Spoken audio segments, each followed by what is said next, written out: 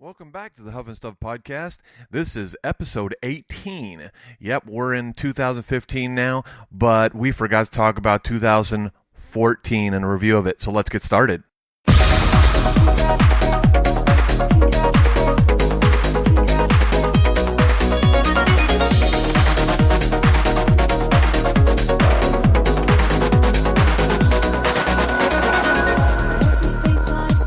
Welcome to the Huff-N-Stuff podcast, and we are back. Yes, we are.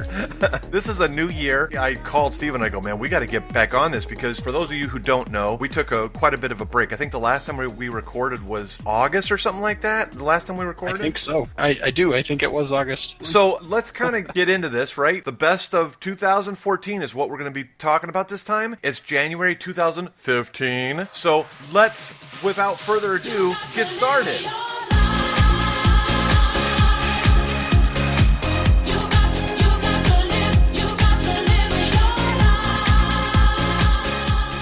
But I need a nuclear reaction to generate the 1.21 gigawatts of electricity I need. Surely you can't be serious. I am serious. And don't call me Shirley. Hey guys, now it's time to talk about what we've been playing recently. That's right, Elise. Now we're going to be talking about what we've been playing. Steven, what have you been doing, buddy? I've played a ton of games since the last time we recorded.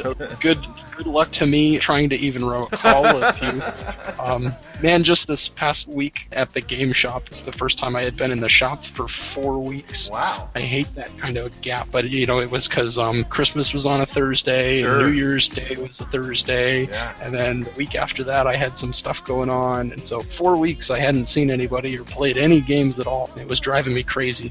But we played a few different games that I know are on list we'll talk about later, but is Tragedy Looper. Oh, wow. How did that Kind of go? an interesting game. I'm very curious It's about good. that I game. enjoyed it. It was interesting the first time playing. The second time it would go a lot better. Uh-huh. But essentially the premise is you're time cops, and you are trying to prevent tragedy from occurring. In our case, there was a killer trying to murder someone, and what happens is you have so many times that you can loop or go back in time and start over. And if the killer achieves their target, it causes you to loop back. So the first round, the good guys, now it's set up with that like one overlord type position, Right. and then the rest of the players are a team trying to solve the crime that's going to occur. So our bad guy was trying to achieve certain things, and he knows what he's trying to do, or she. The team doesn't know anything to start. So they're almost guaranteed not to, unless through absolute luck, stop whatever it is from happening the first time through. So you loop, and you have to gain a little bit more knowledge.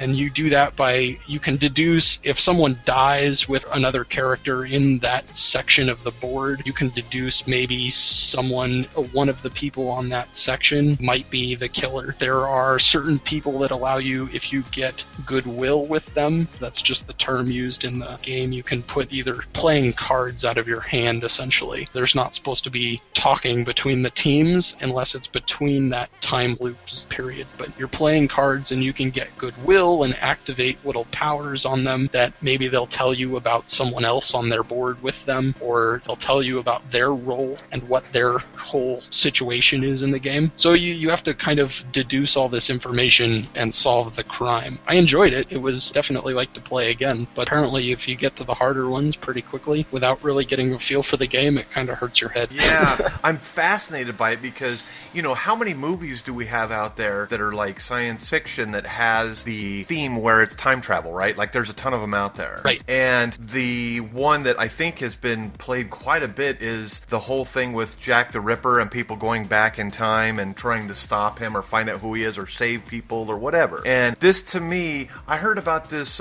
quite a while ago, this game, and I've always been sort of curious. I'm not a huge time travel fan, but this sounded really interesting, the concept. Now, does that game have manga art on it or manga art? Yeah, it's more of a manga or anime type artwork. Yeah. Okay, now from what I deduced, you said that it was a cooperative game, right? Yeah, so there's essentially two teams. One player is in charge of trying to make the bad things happen, and the rest of the players are all on a team trying to solve the crime. Okay, so you've got kind of like a DM almost. Right, sort of, yeah. Okay, interesting. I brought it up on BGG.com, and it's a Z-Man Games, but I think it's originally from Japan. Right. I'm not sure. I didn't look up into that one a whole lot. There's so many games out this past year. But, tell me about it. It says it was originally released in Japan in 2011, but that it's just now being released in English, I guess, so 2014. Okay. I have 3 games that I played, but let me just start with one. My wife, Jenna, bought for Christmas a game called Akrotiri or Akrotiri. Huh. This game is a 2-player game, and we are constantly on the lookout for games that have, a 2-player either variant or that's the main thrust of it. And the theme is it's an ancient Greece style game, and the backstory is that you and some other players are given the task by your city-state. You are charged with going out and finding, actually Macedonian, and finding like their temples and bringing back their cultures or their things that can help your own city-state, while at the same time you're out getting, it's a pick up and deliver a little bit, but it's also like, if you remembered in Forbidden Desert when you had to find like X and Y and then triangulate where that thing is, it has a little bit of that in it as well. So you're doing a combination of 2 things. And it's kind of interesting. I'm not sure what to think of this game. I mean, the artwork is fabulous. The components are really good. Instead of having plastic or wood part, it's a resin. They're very heavy pieces.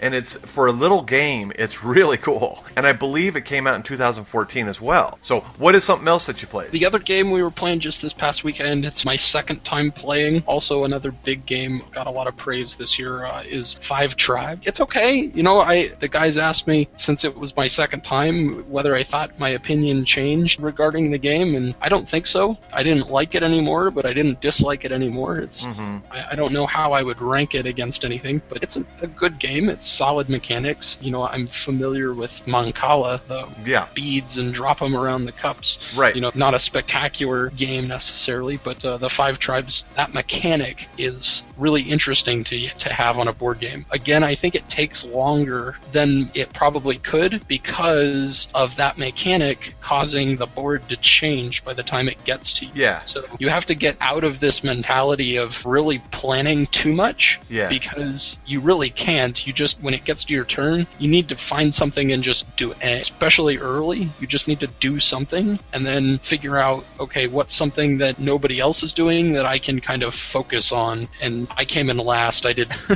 Yeah. The only other thing in both playthroughs that I've noticed is you really should not, people that do well tend to not bid at all on getting higher slots, or to be moving first in that turn. So I'm not sure if they should rebalance the cost of that, reduce that so that it's not as costly to bid on those positions, because most people that have done, sometimes you can get a runaway lead if you just don't bid at all, because you can always gain points, and turn order may not really help you at all. Well, I do think this game does have a tendency to be like a lot of games where if you've played it before, like all these little things that... Right. And essentially that would be my tip to anyone playing 5 Tribes, is if you want to save your points and put yourself in a fairly good position to win, don't bid anything at all on your position, your starting position for each turn. Right. Because it's not going to help you. Your bidding cost, every coin is your victory point. So if you spend, Hans had never played before, he was playing in that game, and the first round he wanted to he's like,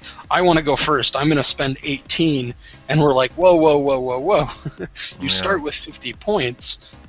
Spending 18 just to have the first move of the game is, I don't think I've ever seen anyone the 12 or 18 point to make a move, because it's pointless. You're spending way too much, and there's no way you're going to get that many points back. If you're going to spend 18 points, but you only get 20 some odd points in that turn, somehow, it's not worth that trade-off. Yeah, really you if just you balance spend yourself nothing, out to be you get break 18 even or points. something. Right. So, I mean, if you spend 18 points but you only get 24, wow, you've got a net total of 6 points. Whereas if you spend 0 and get 10 points, well, that's a much more beneficial turn. So, Yeah, that would be my tip. I played it a couple times when I was at the gaming store. This one gentleman had it. To be honest with you, I've only seen one person own this game. What's odd to me is that when Gen Con came around and all these, reviewers were going just bonkers over this game. And I've played it twice already, and both times I'm like, really? Is this it? Because it's Moncala. I used to play Moncala back 10, 12 years ago. And that game is completely...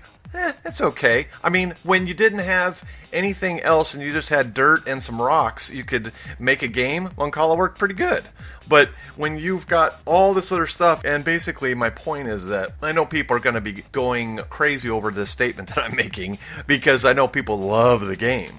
But if you've never played Moncala, maybe you'll love it, I guess. I don't know. See, to me, it's a dressed up Moncala. And I've heard other reviewers even say that I don't know what you people are going crazy for. It's just Moncala. Now, again, they put in cards and that kind of stuff. So that sort of helped a little bit more to it.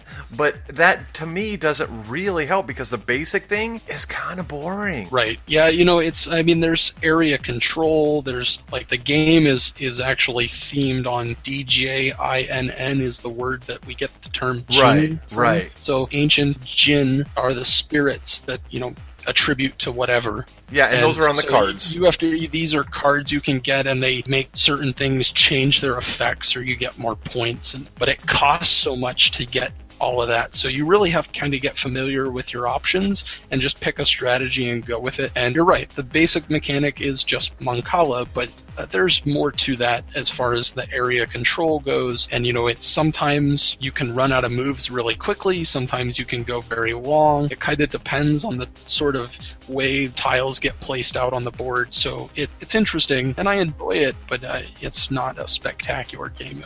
Yeah. So, okay, moving on. I played a game last weekend called Claustrophobia. This is an older game, obviously, for those of you who know, and I believe this is Asmodee that produces this. A friend of mine got this game through a trade. Again, this is not a new game, but I've always been curious about it because there's a few reviewers out there that they say this is one of the better dungeon crawls. So, I said, okay, let's play this. And it is similar to like Descent or whatever, where you've got a dungeon master and then another person that is the controlling all of the heroes or the characters in the game. And the scenario we played was you're trying to escape the dungeon, basically. So he's attacking you while you're running out, and you're hitting him as you're running out, and it's relatively simple. What it has is an interesting mechanic. I've never seen this before with a dungeon crawl. You have much like in Formula D, where you've got that little plastic thing where you've got the little gear shifts and all that. You've got a similar thing with a plastic little box,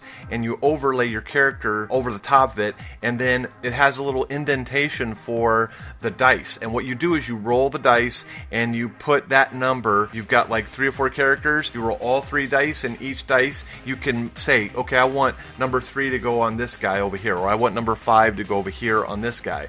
And each number corresponds to how much movement. I believe it's attacking abilities. And so anyway, so you've got certain abilities that you can pick with the die face.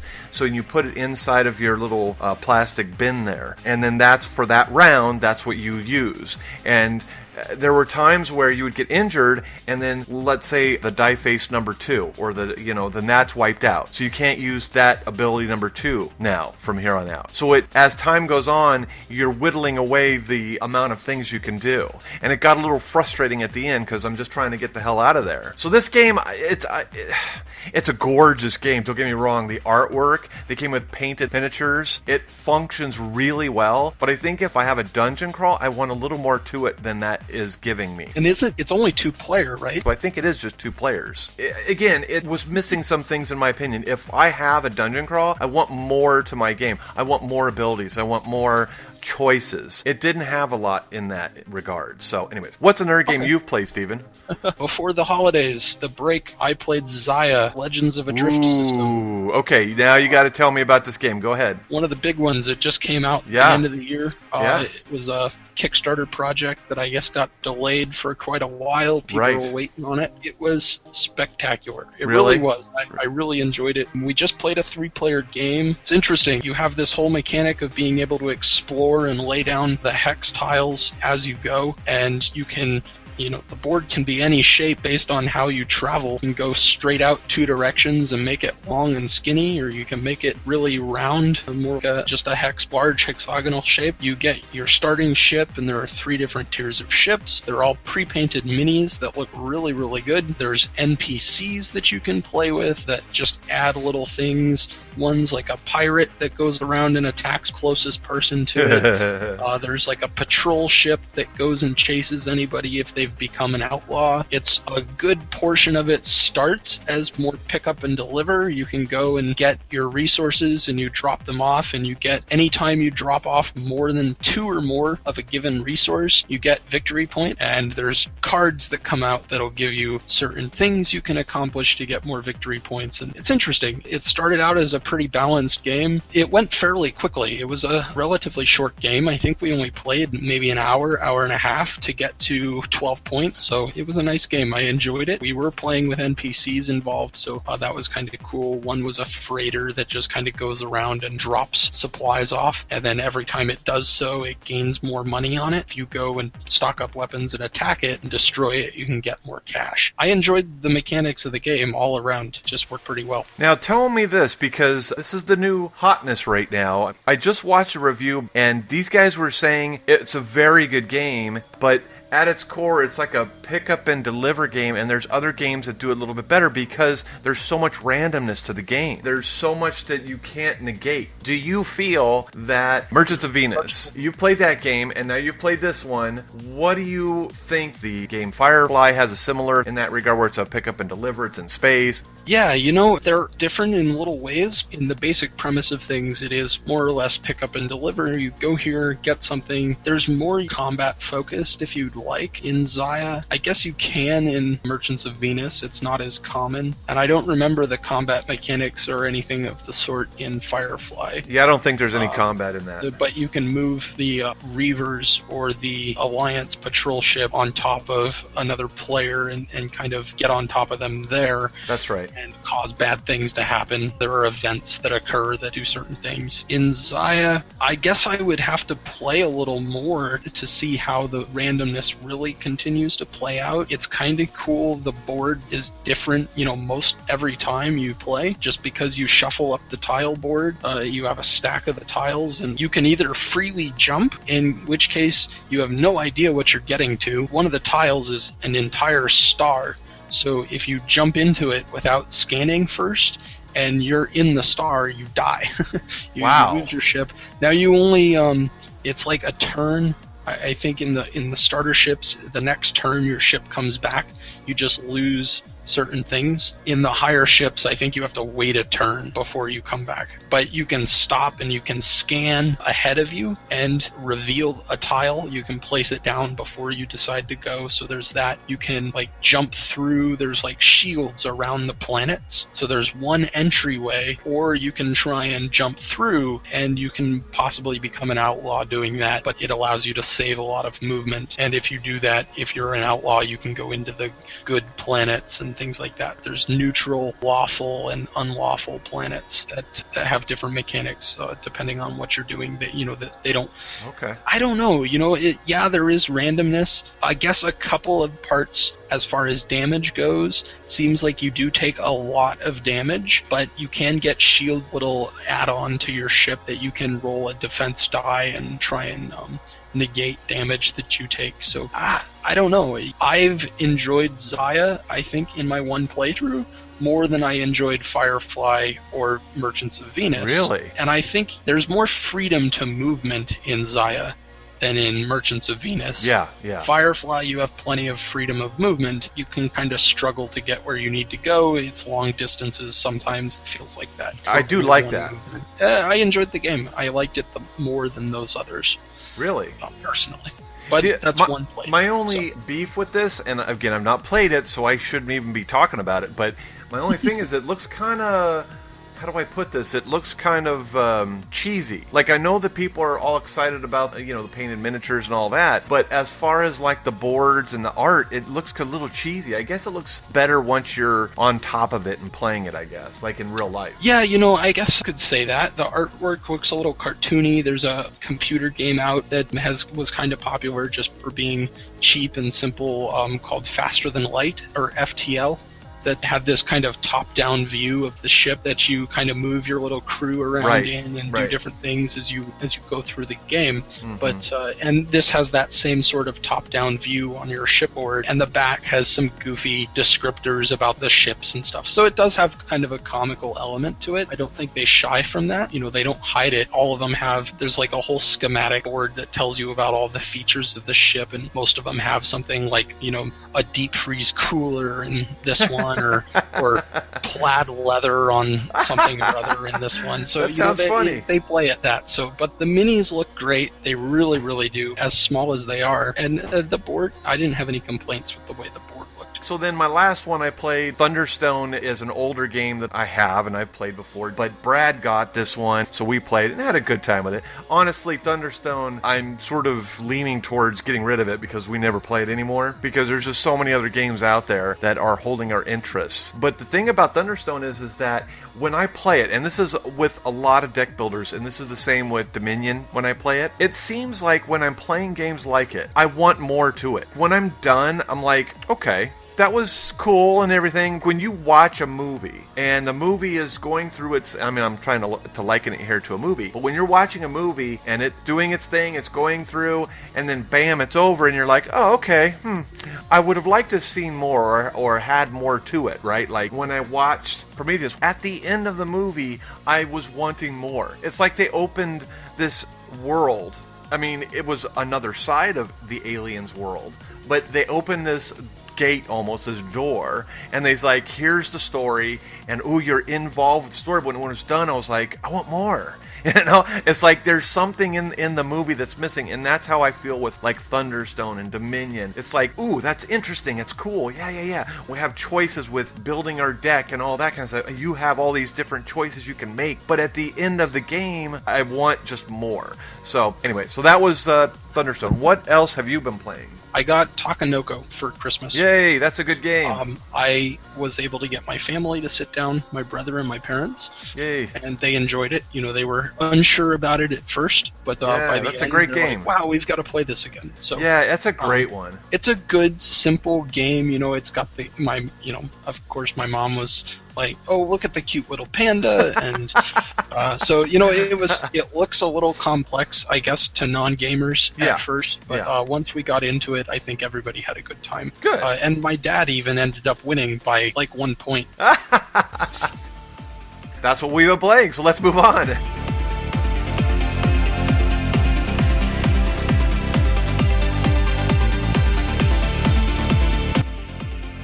What's the matter with you people? I was joking!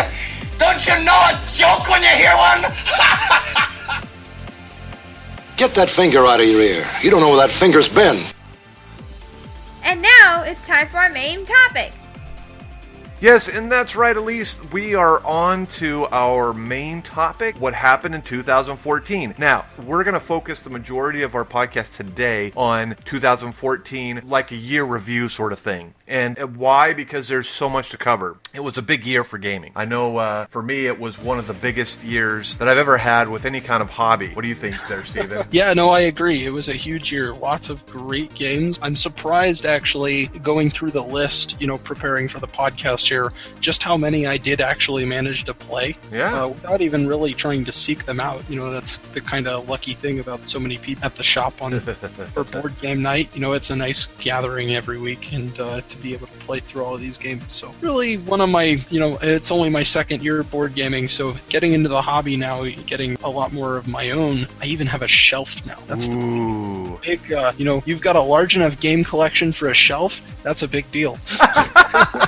That's really interesting that you said that because, once you have like a dedicated area for games, you know that you're in trouble, right? So, Right. Anyways, so let's move on. Okay, so in 2014, one of the things that I thought was interesting is that in some of our podcasts during the year, I kept saying, where are all these games? I'm just like, 2013 was such an interesting year. They had so many new games. I think 2013, was a little bit bigger in the amount of games released and how many good ones were out there. I'm not taking anything away from 2014, but like very large chunk of 2014, we didn't hear a thing. 2014 anyways, right? Like, what's new? There's nothing new. Origins had a hint that things were coming, right? Like, things were on the horizon, sort of. Right. So, when Gen Con hit, it was an explosion of games. And it's funny because I did not realize, and I'll sort of bank this for future years, because, you and I were still fairly new to the board game hobby. Apparently, the way board games are made these days, they come up with a concept, obviously,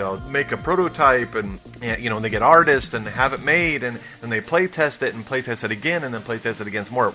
Sometimes they do a Kickstarter. Sometimes, if they don't do a Kickstarter, they're going to release their games at Gen Con, because that's where all the buzz is. That's where all the hype is. That's where all the real gamers' stores go, right? So that's when you see all the new games. It was almost too much. I'm still sifting through all these titles. It's just insane, right? And then BGG comes along after, of course, Essen.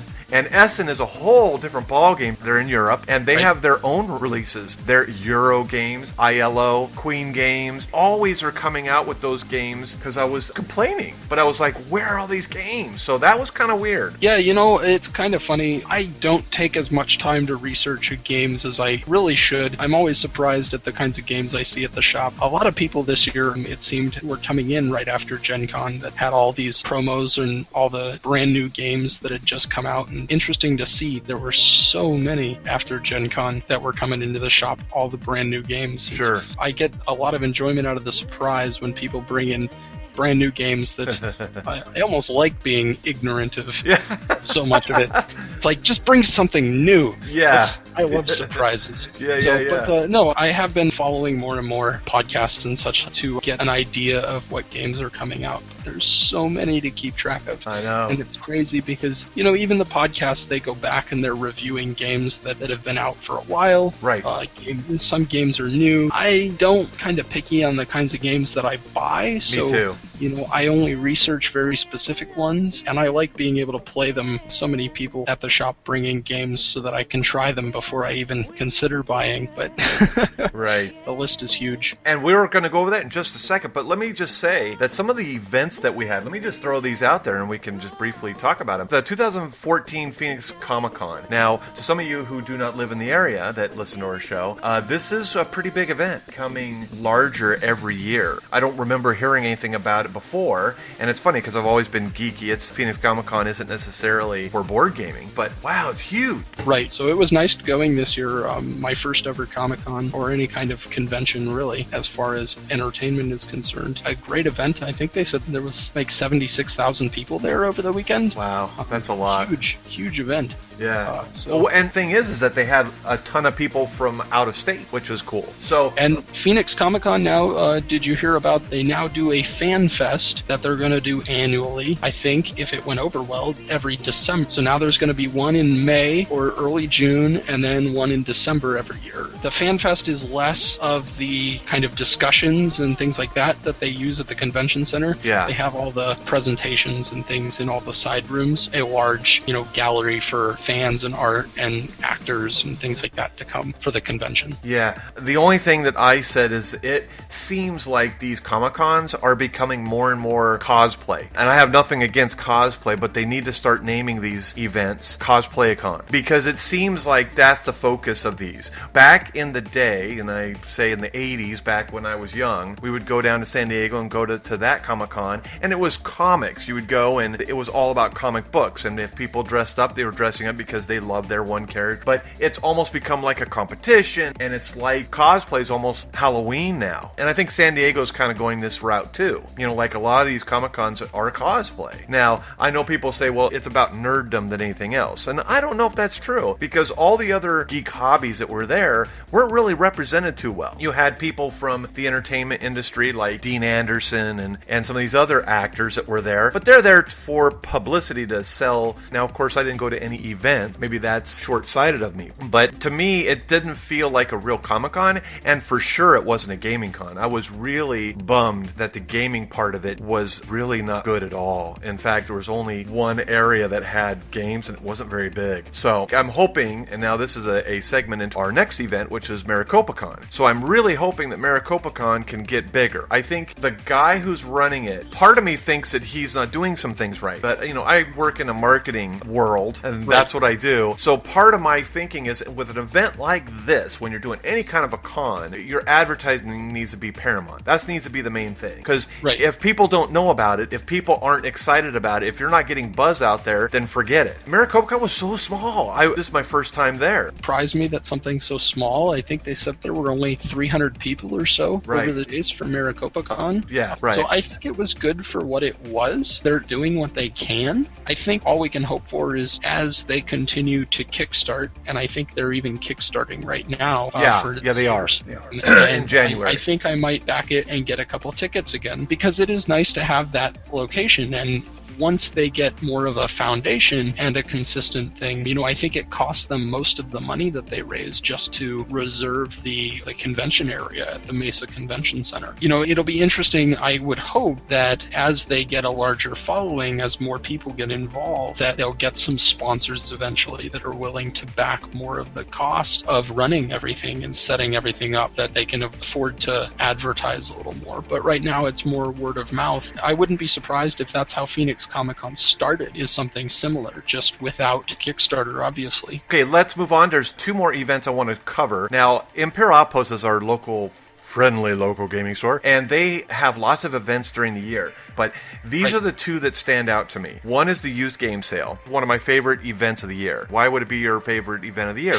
Last year was excellent. There was a gentleman there with, like, he had hundreds of games there. He had a huge collection of games, and there were games there that I had wanted, but they were out of print. So he had them, and I came away with like 6 or 8 games. Yeah, so that's why I love that event. It's just great. I just love it. They do such a good job for the gaming community here in Phoenix, Glendale, everywhere around. I know people that come all the way across town to go to the shop because they do such a great job taking care of everybody. Now, the one last thing I would like to highlight in events was Tabletop Day. I am ecstatic that they have this event, and it's all over the world. When this day comes around, well, for those of you who don't know about this event, if you have the time to spend and you can go to Tabletop Day, I would highly suggest it. I was blown away how huge this was. When I went to Imperial Outpost, there were people everywhere, and we were playing games from morning till night. It was awesome. And as some of you may know or may not know, it was started by the YouTube show with Will Wheaton. His name of his show is called Tabletop. He started this day where he's like, hey, we should just give a day just to tabletop gaming. What's this, like the second year now that it's happened? Yeah, 2014 was the second year. Wow, it's crazy how fast this has grown. I'm ecstatic because we were talking to people. I think you were there with me, right? And we were just talking to people that had never been there. They said, well, we just heard about this and we had played a game before, and they were kind of newbies. And I'm like, this is great. I was so pumped. This year's Tabletop Day is listed as April 11th, 2015. Tabletopday.com is the website where you can check out events wherever you are in the world and or set up your own even, and that's the website. Right. And I would say don't worry about the RSVP, just show up. I mean, that's the most important thing. You've got plenty of room. Do it, man. Just get out there and game and have a great time. Get some drinks and some snacks and then just have a great time, guys. Now, the other thing that was great in 2014 is our own Southwest Valley Gaming Group. And this group that we have is growing, and I'm thankful. We have some good people, and especially the Christmas party was such a great hit. I would advise all of you folks out there, if you don't have your own little group, I would highly suggest you going out and making your own group. It's great. Yeah, absolutely. We had so much fun. There were so many events all year long, groups that we've set up, and I've gotten, we've done a few different RPGs this year that, I'd never done RPGs before. So Yeah. I went from in 1 year having done none to having done 3 different types of RPGs. So that. Well, that's cool. We set up with the Southwest Valley Gaming Group. We did, a group of us got and played Twilight Imperium one day. Right. Back in March. That was back in March. Can you believe that? It's time just as crazy, isn't it? 10 months ago. What's going on here? So, plenty of great things. So many great people are willing to set up everything. New Year's 2015. Gaming resolutions, I don't really have any. All I know is I want to try to make sure that we have as many events as possible. I make it to the used game sale, try to make it to MaricopaCon, Tabletop Day, and then to try as many new games as possible. That's really it. Yeah, no, I think it's just about the same for me. I just want to play as many new games as I can, maybe expand my own game collection a little bit, within the responsible limits of my checking account. It's true. That's the problem, is there's so many good games, old and brand new, that I'm interested in getting to. I like also try and set up some groups or events with my family. I do more often, this year was the first year I really was trying setting up gaming nights with cousins of mine that are not gamers. Every time I talk to them, they're like, when's the next game night? And really, we try, and sometimes plans fall through, but so many people trying to get together. Yeah, that is cool. Okay, so let's move on. We've got a lot to cover here. This is the part of this episode where I'm going to go through and just throw out games. There's so many games that came out this year. I can't do it all, but we're going to highlight the ones that I was able to do some little bit of research on. Some of them I don't know. I've not played a whole lot, but this is some of the ones I came up with. There are about 10 or 20 that are Euro-type games that came out at Essen. And the problem with that situation is I didn't list a lot of those. And the reason is because they're not released in the United States until the following year, till like 2015. It's weird. They're right on that cusp. Even though they were made and produced in 2014, oftentimes they don't even get released in the United States until the next year. So That's why you're going to find some of these games where you're like, well, what happened to this game or what happened to that game? Well, it's because it was at Essen and they weren't released, some of these. If I miss some, it's not a shot on your game that you personally love, but let's just go over it. Star Realms is a mini card filler game that has been sweeping the nation, I believe. And what is odd is that this is another one of these deck builders. Everyone was talking so much about it that I went and downloaded for my tablet. And I've been playing a little bit of it, and it's pretty good. I have this sort of mixed feelings towards it, because part of me thinks is that what all the hype is about? And then part of me sees the value of it. It's a little card game that's quick, and you can break it out, and it has a great theme to it. The artwork's beautiful. But outside of that, I'm like, now you got it for the holidays, didn't you? Right, I did. It's a nice 2-player deck builder. But no, it looks great. The rules seem simple and straightforward. Now, the next game that is on the list is Evolution. This is a Russian game. It's sort of like a dinosaur game. It came out it had a small showing at Gen Con, but Essen is where it really hit the scene. So I've not played it, but I've heard a lot of people say this is a really great game. We'll have to see on this one. Yeah, I've seen it. I don't know hardly anything about it. It's similar to some of those other dinosaur games that are out there. There's like 2 or 3 dinosaur games where you're evolving the dinosaur and there's fighting amongst your animals to area control in a sense. I'm sure it has all of that involved with it. Now, next one is Valley of the Kings. This came out at Origins, and I saw it played, and it's basically a card game where your cards are, when you lay them out on the board, it's like a pyramid. Card building game, hand management, Egyptian theme, obviously with the pyramids and all that. The artwork looks okay. I'm not quite sure about it. Again, I've not played it. Brad has this game, so I'm kind of curious. Maybe next time I see him, I'll ask him to bring it or something. Okay. It's Valley of the Kings. Next one is Five Tribes. We talked about that earlier. I'm not going to go into it anymore because we covered it a lot in the beginning of the episode. Camel Up is the next game. This looks kind of like a kid's game, and it won quite a few awards in Europe. It's actually where you physically put the camels on top of one another. They have a little shape that you're able to like stack them, and I believe it's a racing game. I could be wrong. I believe it's a racing game, and the artwork is very cartoony, and it's geared more towards kids, although there are a ton of adults that play this game, so I don't know what what to think about that one. The next one on the list is Macho Koro. Now again, this list is not alphabetized at all. Just kind of threw them out there. Machi Koro. This is a Japanese deck building Suburbia or San Juan-like game. And right now this is gaining speed.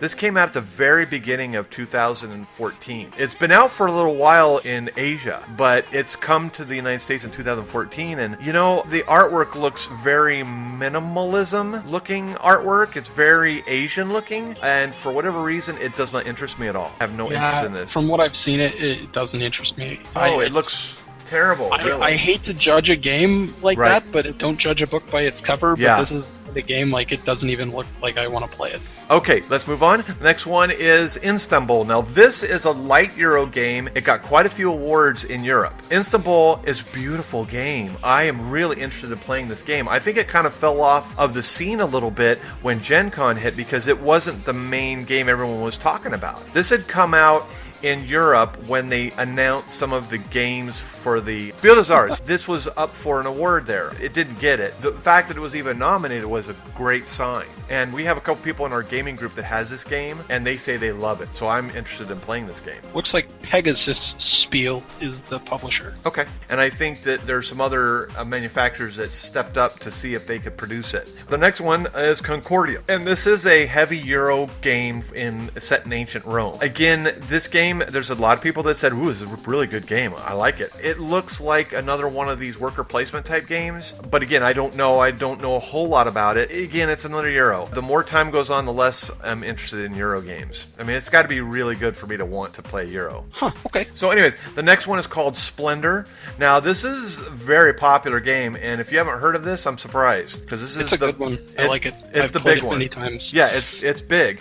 It's card acquiring. There's gems. There's these big, heavy poker chips. It's an interesting game. I don't understand the hype of it. It's, like I said, it's a good game. It's short. It's small. That's the trend right now with games. The theme is super dry. In fact, some would even argue that it's pasted on there. But it's a game I'm not really interested in at all. I played it 2 or 3 times, and every time I came out of going, it's certainly not something I would buy. Moving on. Temporum. Temporum is a Rio Grande game, and it's a hand management, area control. It's a Euro game. I do not know anything about this game, but I'll be curious to find out what comes out in the future about this one. Because, like I said, don't know. Again, there's a ton of games out there. It's hard to know all of them. Right. Roll for the Galaxy. Now, this is the one that a lot of people are talking about. It's from Rio Grande, kind of new, and it's based on Race for the Galaxy, but it's in dice. And they had production delays, so it wasn't out at Gen Con. They showed it there, but they didn't have any to sell, I think, was the thing on it. Okay. So I'll be really curious to see how this is, if this is any good. Personally, I love Race for the Galaxy. I'm not sure I need another one like it, but who knows? Right. It could be so amazing that I have to have it, right? Who knows? I've heard from people that say they hate Race for the Galaxy, or not hate, dislike Race for the Galaxy, right. That they really enjoy Roll for the Galaxy. Wow. Okay, well, we'll have to check it out further, right? Okay. La Granja, I think it's called, or La Granja. This is... Granja. Yeah, it's it's a Spanish name, I believe, or by 999 Games. It's from Europe. This is a new game that just came out at Essen, and it's area control, dice, worker placement. It's a typical Euro game. Now, this one, there's a couple of guys on YouTube, reviewers, that said this is one of the best games of the year. I find that hard to believe, but, I guess it all depends if you like Euros or not, because it definitely is a Euro game. Right. Moving on, Imperial Settlers. Now, this came out fairly early in 2014, and I say fairly early, but it was out even before Gen Con. There was a big buzz on it. It's a light civilization building game with a lot of cards, and it's quick, it's light. So I guess if you're really into civilization building games, this is good because it's quick. It's a fun game. I've played it once, and I had a very good time playing. It was nice and simple. It was fairly easy to make the decisions you wanted to make. Just kind of have to roll with what you get. All of the factions, there's 4 different ones. They play a little bit different. They have a little of a different bonus, so you just kind of play to what their strengths are. Interesting game. I enjoyed it. This game, there's 2 complaints about it. Number 1, they don't like how you can only attack a certain amount. As some people say, if you're going to have me attack, let me attack full bore, or don't let me attack at all. And I'm not even sure what they're talking about because I've not played it. And then the other complaint is the artwork is kind of cartoony. That cover, and I would attest to this because artwork is very important to me. That artwork on the front cover is horrible. it looks just like a total joke. I'm like, why would I even pick this up? I know I'm being harsh here, but to me, I wouldn't even pick up a game because it looks so bad. But again, I know I'm being critical here, but it's just something I don't like. Moving on. Lagoon Land of the Druids. This is by Three Hairs Games. I think it's a newer game maker. And basically it's a rock, paper, scissors game. And all the reviewers so far has been just ripping this one up. It's really not a very good game. So we won't spend any more time on it then, okay? The artwork is amazing, but I think that's the extent of it. It's good about it.